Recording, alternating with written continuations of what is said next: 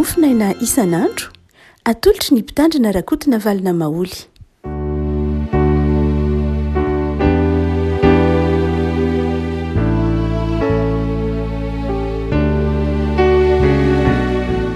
Falimirava antsika rehefa malala tratra ity zoma faharoan'ny volana febroary ity.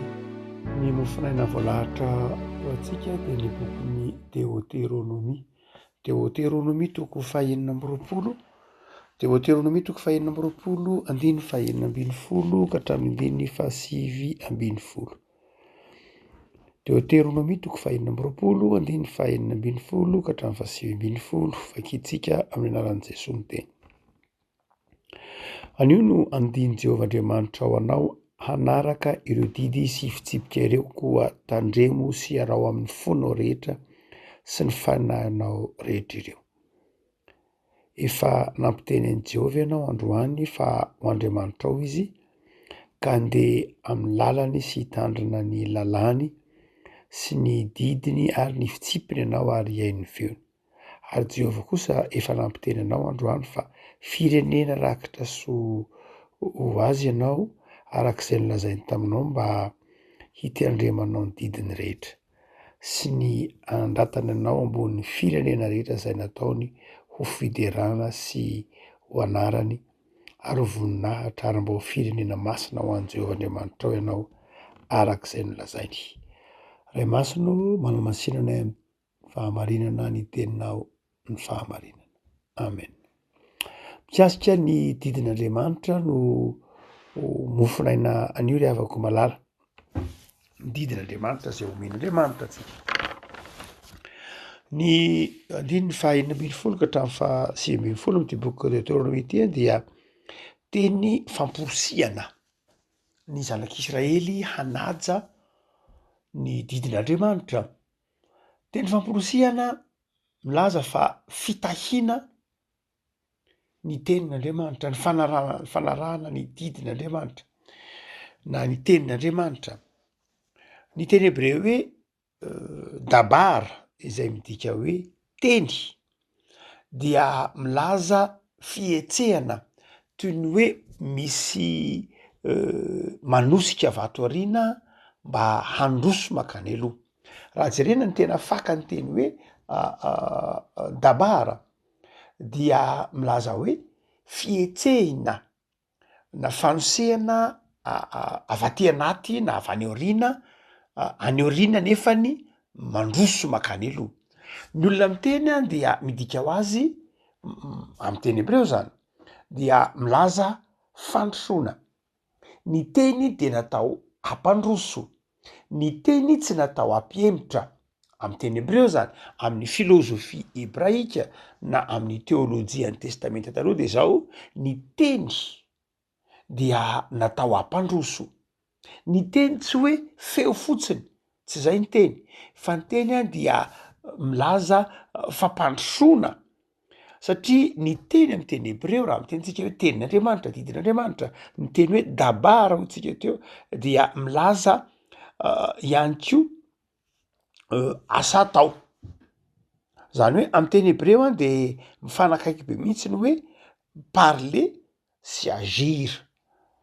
Raha ihany ireo mifanakaiky ireo. Zay miteny dia miatrika manao asa, mihetsika, fa tsy hoe ny miteny dia na ny vokatry ny teny dia fagnatsiahana. Ny teny dia mahatonga hafanampo handroso.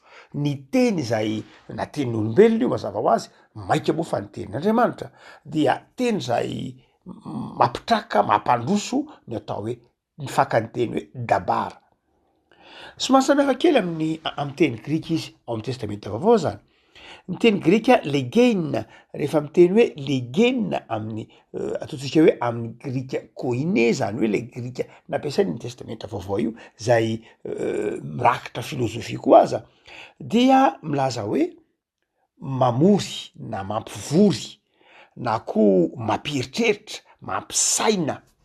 Ny teny zany dia natao hamoriana natao ampisy fiombonana, mampisy communion, mifanakaiky be am'teny grika ihany le resantsika teo hoe am'teny grika dia am'teny hébreu a dia parler sy agir, tsy mifanalavitra mihitsy fa iray ihany, fa am'teny grika de zao legenina de miteny hoe mampivory na mamory na mampikambana na mampiombona, zay no antsoina hoe legenina, mifaka ny teny hoe legena, zay nazao teny hoe logos.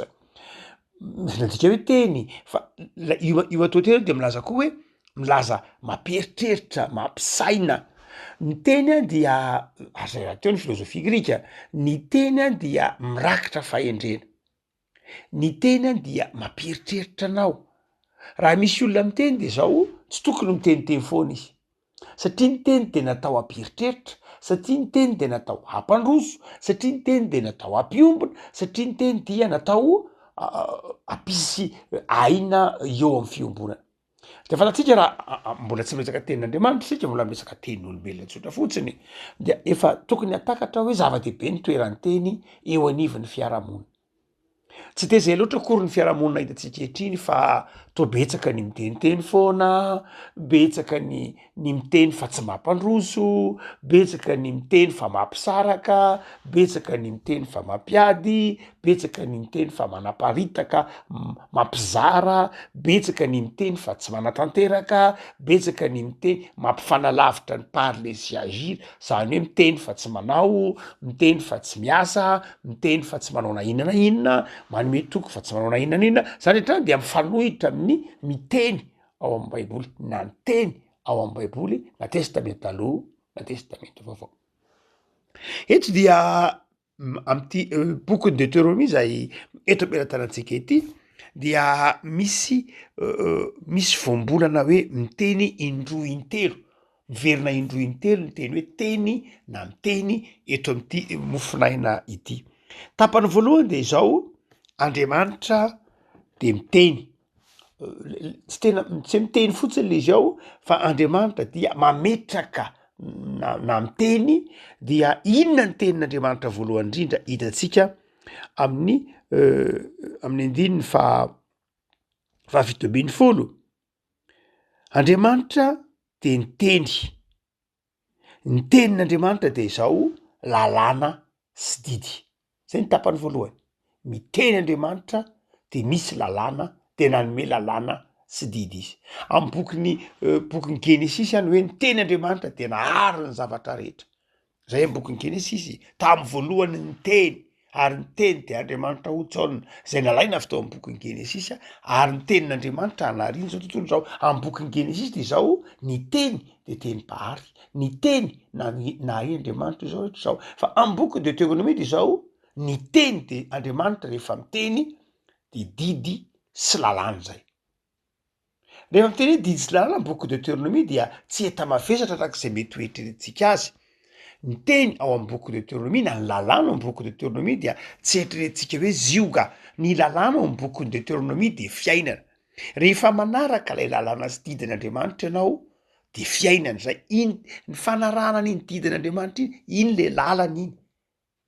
Iny didin'Andriamanitra iny tenin'Andriamanitra iny le lalana iny. Tsy de hoe kisendrasendra akory Jesosy raha ny teny manao hoe izy ny lalana sy fahamarinana ary fiainana, satria izy lay dabara, izy lay logos, izy lay tenin'Andriamanitra. Rehefa tenin'Andriamanitra Jesosy, satria tenin'Andriamanitra Jesosy no marimarina kokoa, dia fiainana izy. Noho zany raha mamaky ny bokin'ny Deutéronomie ianao de zao aza adinoina fa ny teny ao amin'ny bokin'ny Deutéronomie de fiainana, ny lalàna sy ny sitrapon'Andriamanitra de fiainana. Ary dia hoy tsika manao hoe ny teny Andriamanitra, rehefa miteny Andriamanitra amin'ny andininy fahafito ambin'ny folo de ny mahamaika azy zany de ny anarahantsika lay fiainana mba tsy ho very sika. Zany hoe tokana amin'ny fiainana iny lalana iny, de rehefa arahantsika iny de tafita amin'ny fiainantsika, tsy manaraka an'iny de zao very. Zay le mahatonga ny tompony teny hoe de Andriamanitra ny teny, dia ny teny manao hoe arao ny lalàny ary tandremo ny didiny sy ny lalany. Rehavako Andriamanitra miteny, Andriamanitra manoro lalana. Ary io no mahamarina ny any am'taona 3 sy 700 ndre maky efa ndrasantsika teto le théologianina protestantal allemand ntsona hoe Karl Barth nyresaka momba ny hoe tenin'Andriamanitra sy tenin'olombelona izy ny fifamenonana ny fifandraisany tenin'olombelona sy ny tenin'Andriamanitra dia Karl Barth manazava tsara mihitsy fa ny toriteny de izao tenin'Andriamanitra io na de tenin'olombelona aza ao anatiny tenin'olombelona ao anatin'ny toriteny io no irafetany tenin'Andriamanitra tsy tokony isy isalasala mihitsy hoy Barth ny amy mahatenin'Andriamanitra ny toriteny satria tenin'Andriamanitra ny toriteny de izao mirakitra toromarika mirakitra fampahirezana mirakitra taridalana rehefa avy mihainy toriteny ianao zany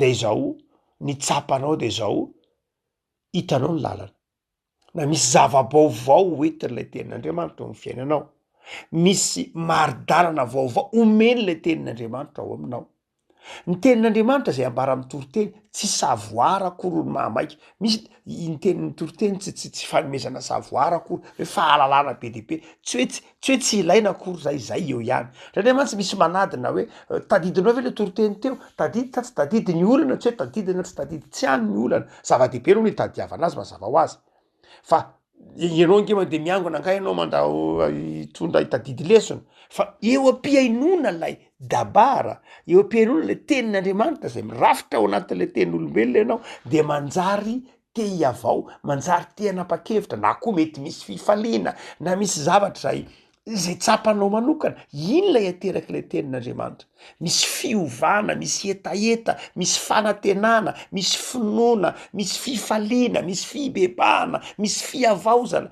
tsapanao amy tenanao mety mientanentana mihitsy azy ianao eo am-piainona le teny eo am-piainona le toritena le tenin'Andriamanitra zay ny asan'le tenin'Andriamanitra tsy voatery hoe tonga lesona be de hitadidy tsy pliany mety tsy hitadidy mihitsy ary iny ary ndraindray azy iny dia tsy mivoaky ny teny tsy tadidinao iny raha tsy amina fitrakan-javatra anankiray Isaia ny teniny io manao hoe io tenin'Andriamanitra renao io nge tsy very fotsiny fa tsy miverina amin'Andriamanitra raha tsy efa natanteraka ny asany taminao zay niaino azy de mety tsy tadidinao le teny androany fa izao ndray androany rehefa ao anatin'ny ady sarotra ianao na ao anatin'ny fifaliana ianao na ao anatin'ny andraikitra anankiray ianao de zao miverina io teny io lay teny zany de teny mpamolavola ka volavolain'le tenin'Andriamanitra ny sainao ny fanahinao ny mahainao anao de manjary olona izay azon'Andriamanitra hianterana noho zany azazy mifakapanahy etrehtra hoe tena tsisy tadidiko mihitsy le toriteny tao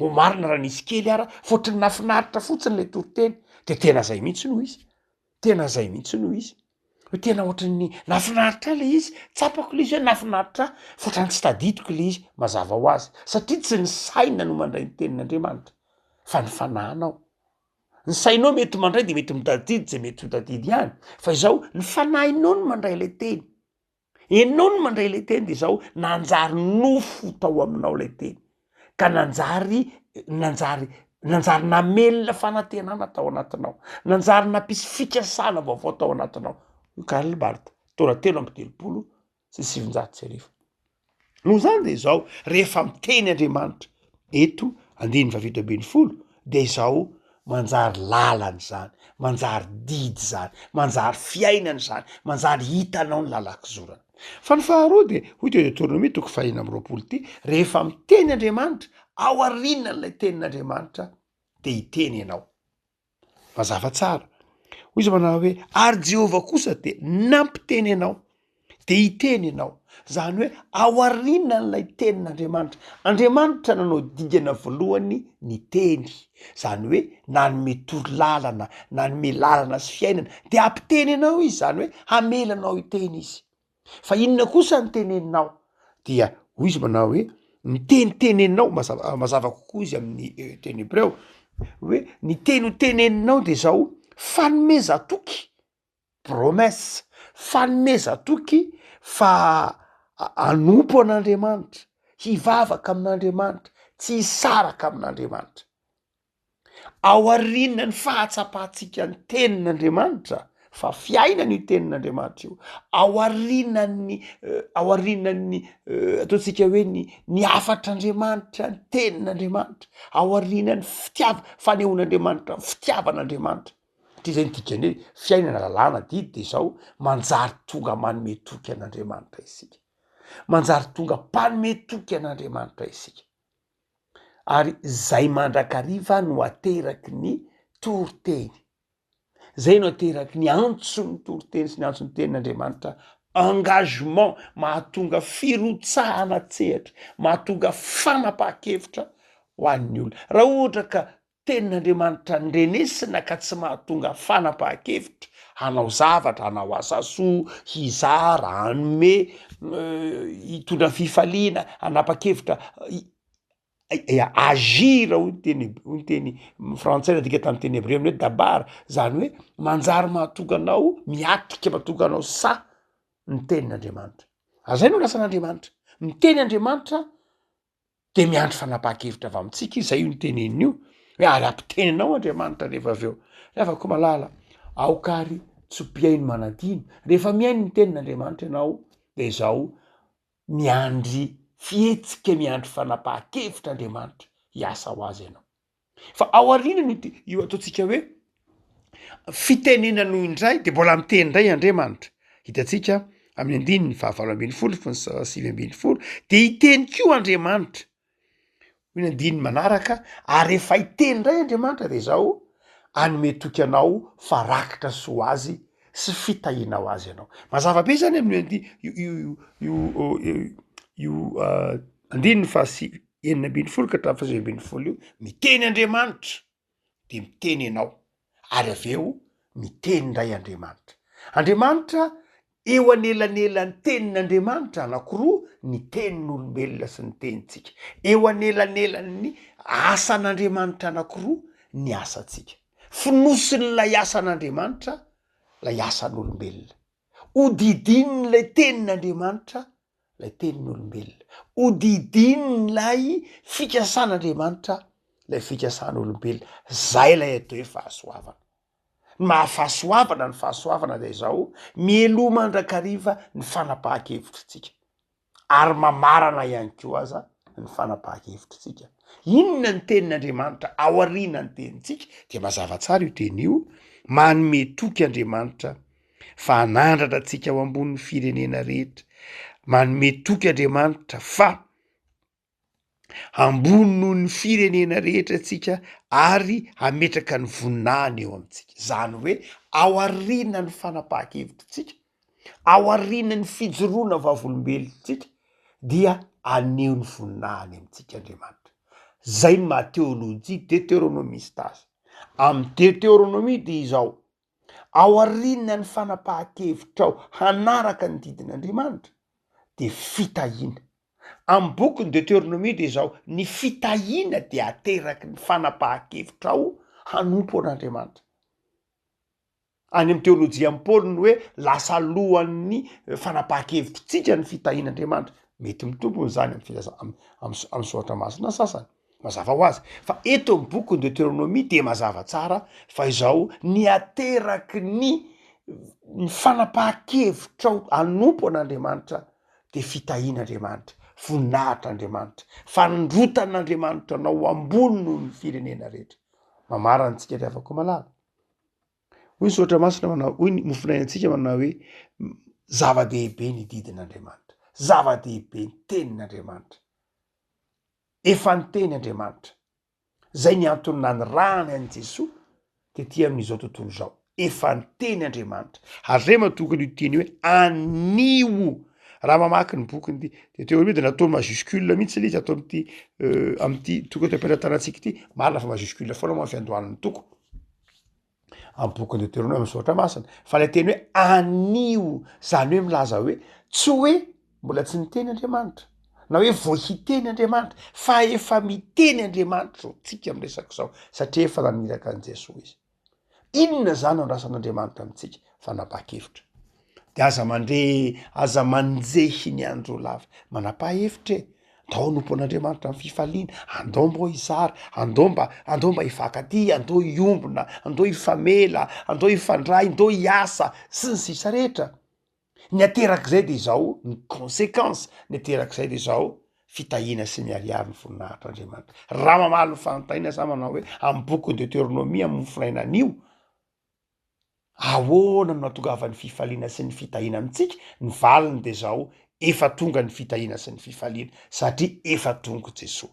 Fa izao ny olana de zao isika tsy mety manapa-kevitra handray izany fitahina zany, tsy mety manapa-kevitra hiasa, tsy mety manapa-kevitra handroso, tsy mety manapa-kevitra hisaina, de manjary takona ny voninahitr'Andriamanitra, takona ny fitahin'Andriamanitra. Alahelo aravako malala topoy amin'ny fifaliana sy ny fitiavan'Andriamanitra fa efa naniraka ny zanany, efa niteny izy ary efa nanome anao ny lalana sy fiainana dia ndao hiasa, ndao hanompo, ndao hifaly ary hitanao ny voninahitr'Andriamanitra.